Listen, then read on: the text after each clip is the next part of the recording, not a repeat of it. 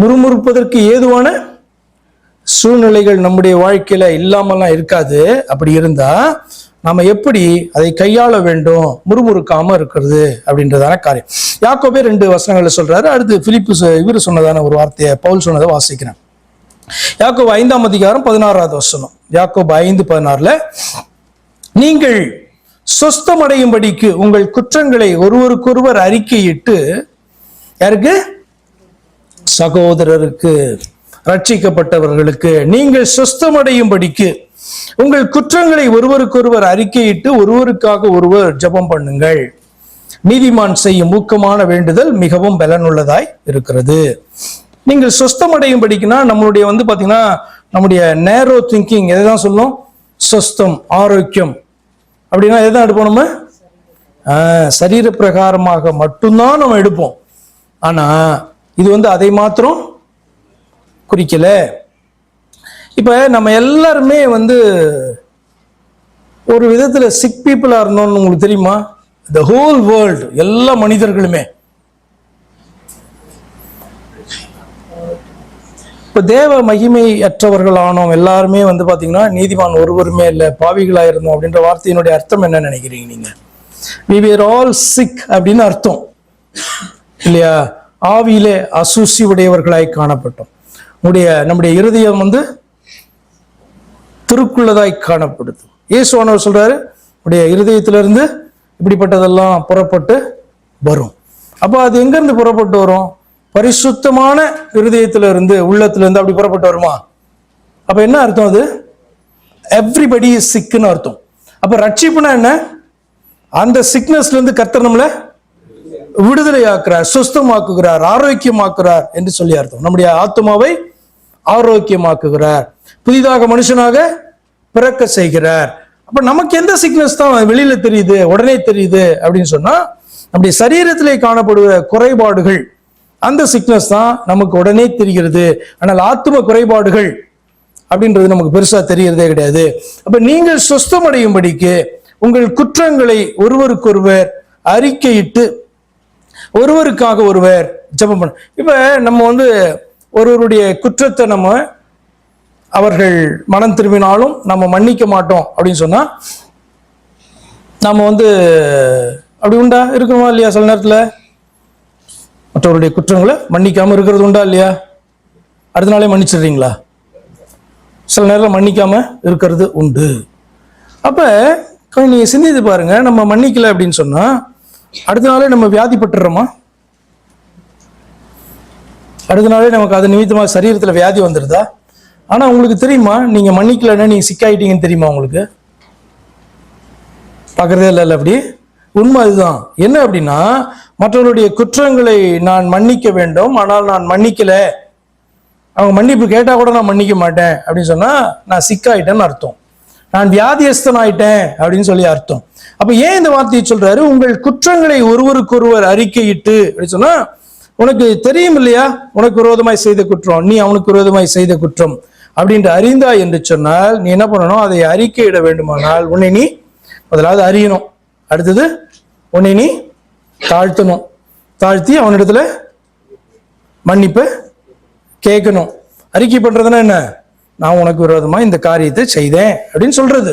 சொல்லி மன்னிப்பு கேட்டு மனம் திரும்பி அவனிடத்துல என்ன பண்ணணுமா? அவனை ஜெபிக்க சொல்லணும். அவன் உங்களுக்கு விரோதமா பண்ணியிருந்தானா நீங்க அவனுக்கு ஜெபிக்கணும். அப்ப 2 பேரும் மனம் திரும்பி குற்றத்தை அறிக்கை செய்து ஒருவருக்கு ஒருவர் என்ன பண்ணணும்? ஜெபிக்கணும் அப்படின்னு சொல்றாரு. ஆக்சுவலா பாத்தீங்கன்னா இந்த செஷனை நான் இப்படிதான் கொண்டு போகணும். உங்களுக்கு யாராவது ஒருவர் பேர்ல ஒருவருக்கு குறை இருக்கா, இந்த மன்னிக்காத காரியங்கள் உண்டா அப்படின்னு சொன்னா, ஃபைண்ட் தட் பர்சன். நீங்க போய் அவர்கிட்ட போய் என்ன பண்ணுங்க?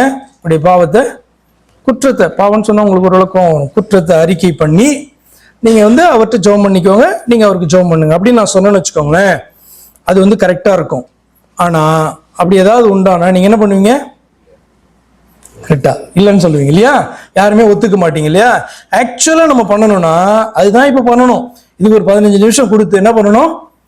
பாருங்க, கர்த்தருடைய வார்த்தை இப்படி சொல்லுகிறது, நீங்கள் சுஸ்தமடைய வேண்டுமானால், உங்கள் இருதயத்திலே நீங்கள் ஆறுதல் அடைய வேண்டுமானால், உங்களுடைய கில்ட்டி போக வேண்டுமானால், கர்த்தருடைய பார்வையிலே நீங்கள் கனம் பெற வேண்டுமானால், நீங்க உங்கள் குற்றங்களை ஒருவருக்கு ஒருவர் அறிக்கையிட்டு ஒருவருக்காக ஒருங்கள் ஜெபம் பண்ணுங்க. நீதிமான் செய்யும் ஊக்கமான வேண்டுதல் மிகவும் பலனுள்ளதாய் இருக்கிறது அப்படி சொல்லப்பட்டிருக்கு. ஆனபடினால அந்த செஷனை வந்து நான் இன்னைக்கு வைக்கல. நீங்களே வந்து பாத்தீங்கன்னா இருதயத்துல நீங்க உட்கார்ந்து தனியா உட்கார்ந்து கொஞ்ச நேரம் உட்கார்ந்து அப்படியே சிந்திக்கிறோம் இல்லையா, நேரத்தில் அப்படியே உட்கார்ந்து சிந்திச்சு பாருங்க. யாருக்கு விரோதமா நான் வந்து குற்றம் பண்ணியிருக்கேன், என்னுடைய வார்த்தைகள் யாரை புண்படுத்தி இருக்கிறது, இது கர்த்தருக்கு விரோதமான வார்த்தைகள் ஆயிற்றே, நான் பேசின வார்த்தைகளிலே நியாயம் இல்லையே, அன்றைக்கு இஸ்ரவேலர்கள் பேசின வார்த்தையிலே நியாயம் இல்லை என்று அவர்களுக்கு தெரியும். அதே போல நியாயமில்லாத வார்த்தைகள் அல்லவா. ஆனபடினாலே நான் வந்து என்ன பண்றேன், அறிக்கை செய்கிறேன், மன்னிப்பு கேட்கிறேன். அவர் ஆச்சரியப்படுவார், இப்படி நீங்க பேசுறதுக்கு இப்படி ஒரு அர்த்தம் இருந்திருக்கா, நான் அப்படி நினைக்கவே இல்லையே, நீங்க இப்படி உள்ளுக்குள்ளார வச்சு பேசுறீங்கன்னு எனக்கு தெரியாதே அப்படின்ட்டு வந்து பாத்தீங்கன்னா ஆச்சரியப்படுவாரு. ஆனால் அதுதான் வந்து பாத்தீங்கன்னா சரியான ஒரு சகோதரர் சகோதரிகள் என்று சொன்னால். அப்படி வந்து பாத்தீங்கன்னா நம்மளை ஓப்பன் பண்றது தான் வந்து பாத்தீங்க அப்படின்னு சொன்னா என்னது, அநேக கசப்புகளை நம்மை விட்டு எடுத்து போடுகிறதாக காணப்படும். வேதத்தில் இப்படி வாசிப்பீங்களே, மாம்சமான ஒருவனுக்கு உன்னை நீ மறைக்காமலும். அதனுடைய அர்த்தம் என்னன்னு நினைக்கிறீங்க? கர்த்தருக்கு முன்பாக நம்ம மறைக்கிறதுக்கு ஒண்ணுமே கிடையாது, ஒன்றும் மறைக்க முடியாது. ஆனால் மாம்சமான சகோதரனுக்கு நம்மளை மறைக்க முடியும் இல்லையா? உள்ளத்துல ஒன்ன வச்சுட்டு வெளியில ஒன்ன பேச முடியும், வெளியில நடிக்க முடியும் இல்லையா? அப்ப சிந்திச்சு பாருங்க, ஆண்டவர் சொல்றாரு யதார்த்தம் உள்ளவர்களாக காணப்படுங்க, நியாயம் உள்ளவர்களாய் காணப்படுங்க, நீதியாய் காணப்படட்டும் உங்களுடைய பேச்சு அப்படின்னு ஆண்டவர் சொல்லுகிற காரியம் என்னன்னா, நீ எப்படி மறைத்து அப்படிப்பட்டதான ஒரு மனுஷனாக ஒரு போலியான வாழ்க்கையை வாழாத, நீ அறிக்கையிட வேண்டிய காரியங்களை அறிக்கையிட்டு ஒருவருக்காக ஒருவர் ஜெபம் பண்ணுங்க. If you have a grudge against your brother you will crumble and complaint. அதுதான் வந்து அந்த காரியத்தினுடைய காரியம். என்னன்னா, ஒருத்தர் மேல ஒரு கிரட்ஜ், ஒரு கசப்பு காணப்படுதுன்னா அது நிச்சயமா எங்க போய் முடிவடையும் என்று சொன்னால், அது முறுமுறுக்கிறதான காரியத்துல போய் அது, அதனால்தான் முறையிடாதிருங்கள் என்று சொல்லி அங்க சொல்லப்பட்டிருக்கு. அடுத்ததாக யாக்கோபு 5ஆம் அதிகாரத்திலே ஒரு 19-20 வசனங்கள் ஒரு காரியத்துக்கு சொல்றாரு பாருங்க. சகோதரரே, உங்களில் ஒருவன் சத்தியத்தை விட்டு விலகி மோசம் போகும்போது மற்றொருவன் அவனை திருப்பினால். சகோதரரே, உங்களில் ஒருவன் சத்தியத்தை விட்டு விலகி போகும் பொழுது அப்படின்னா யார்கிட்ட பேசுறாரு, யாரை குறிச்சு பேசுறாரு? சேம் அதே ஜனங்கள்ட்ட தான், சகோதரர் ரட்சிக்கப்பட்டவர்கள்ட்ட. அதுல ஒருத்தன் ரட்சிக்கப்பட்ட ஒருத்தன், தேவ பிள்ளையா இருக்கிற ஒருத்தன் சத்தியத்தை விட்டு விலகி போகும் போது அப்படின்னு சொன்னா எப்படி தேவ பிள்ளையானாங்க? சத்தியத்தை அறிந்து விசுவாசித்தபடினா. இப்ப சத்தியத்தை விட்டு விலகி போகும்னா என்ன அர்த்தம்? கர்த்தரை மறுதலித்து தள்ளிவிட்டு போகிறதான காரியம். மற்றொருவன் அவனை திருப்பினால், தப்பிப்போன மார்க்கத்தினின்று பாவியை திருப்புகிறவன் ஒரு ஆத்துமாவை மரணத்தினின்று ரட்சித்து திரளான பாவங்களை மூடுவான் என்று அறிய கடவன். சகோதரனா இருக்கிறவன், விசுவாசத்திலே காணப்பட்டதான ஒரு மனுஷன், தேவ பிள்ளை என்றதான அங்கீகாரத்தை வந்து பெற்றதான ஒரு மனுஷன், இன்னைக்கு வந்து பாத்தீங்க அப்படின்னு சொன்னா ஏதோ காரணத்தினாலே அவன் என்ன பண்ணுகிறான் என்று சொன்னால் சத்தியத்தை விட்டு விலகி போகிறான், மோசம் போகிறான் என்று சொல்லப்பட்டிருக்கு வேதம். மோசம் போகும்போது அவனை திருப்பினார். இது யாரை குறித்து? சுவிசேஷத்தை அறிந்து ஏற்றுக்கொண்டு வந்ததான ஒரு மனுஷன் இன்றைக்கு ஏதோ ஒரு காரணத்தினாலே வந்து பாத்தீங்கன்னா அவன் வந்து விலகி போகும்போது தப்பிப்போன மார்க்கத்தினின்று பாவியை திருப்புகிறவன். அப்ப ஒரு சரியான மார்க்கத்துல இருந்திருக்கான், இப்போ வந்து பாத்தீங்கன்னா அந்த மார்க்கத்துல இருந்து தப்பி போயிருக்கான். அவன் வந்து பாத்தீங்கன்னா என்ன பண்ணணும்? திருப்புறதற்கு ஒருத்தர் முயற்சி செய்து அது வந்து நடந்தது என்று சொன்னால் அந்த மனுஷனை வந்து பாத்தீங்கன்னா அவன் வந்து மரணத்தினின்று ரட்சித்து பாவங்களை மூடுகிறதான ஒருவனாய் காணப்படுகிறான். சரி, இதை குறித்து போன செய்தியில நான் வந்து பகிர்ந்து கொண்டேன். அப்ப இந்த காரியமா சகோதரர் தான், ஆனால் ஒருவன் சத்தியத்தை விட்டு விலகி மோசம் போகிறான்னா அவனை ட்ரை பண்ணணும், கொண்டு வருகிறதற்கு கடினம் தான், அவனை ட்ரை பண்ணணும். அடுத்து வந்து பாத்தீங்கன்னா பவுல் சொல்றாரு பிலிப்பியர் 2ஆம் அதிகாரம் 15-16 கோணலும், பிலிப்பியன்ஸ் 2:15-16 கோணலும் மாறுபாடுமான சந்ததியின் நடுவிலே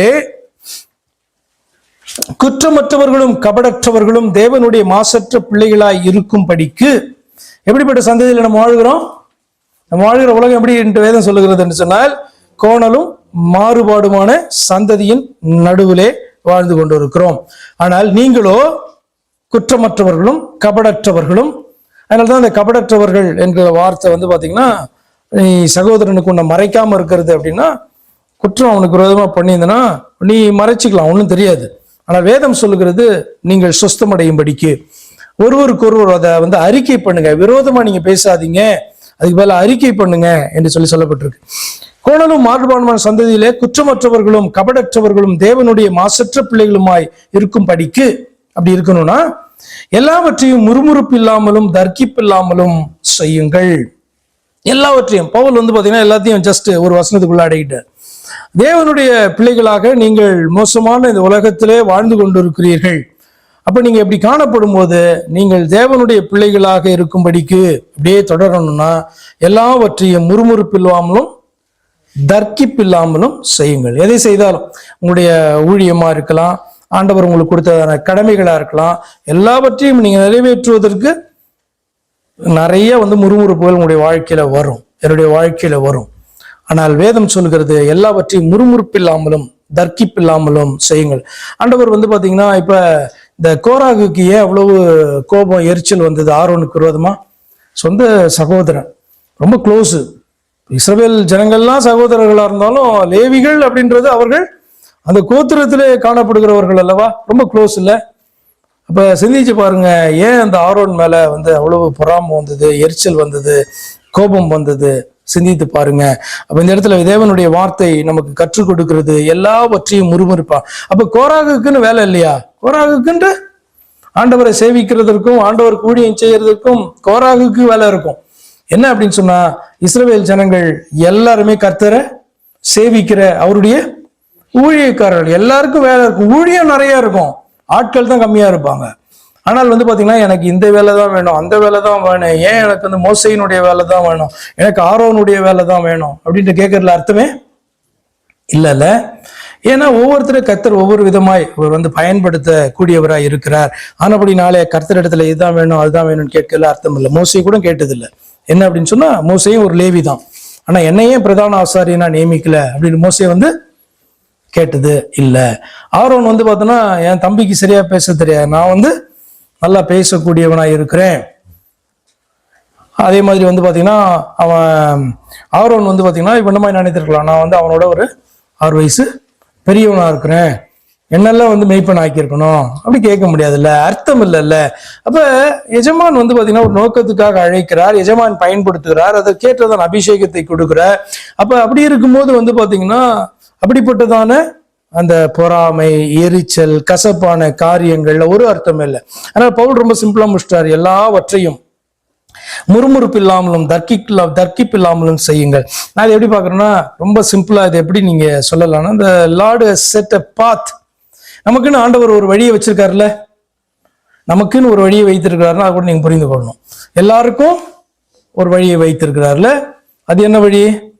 அவரை பின்பற்றணும், கிரைஸ்ட பின்பற்றுகிறதான வழி. பரலோகத்துக்கு போறதுக்கு அவரே வழியாகவும் வாசலாயும் இருக்கிறார் என்கிறதான அந்த வழியை குறித்து நான் சொல்லல.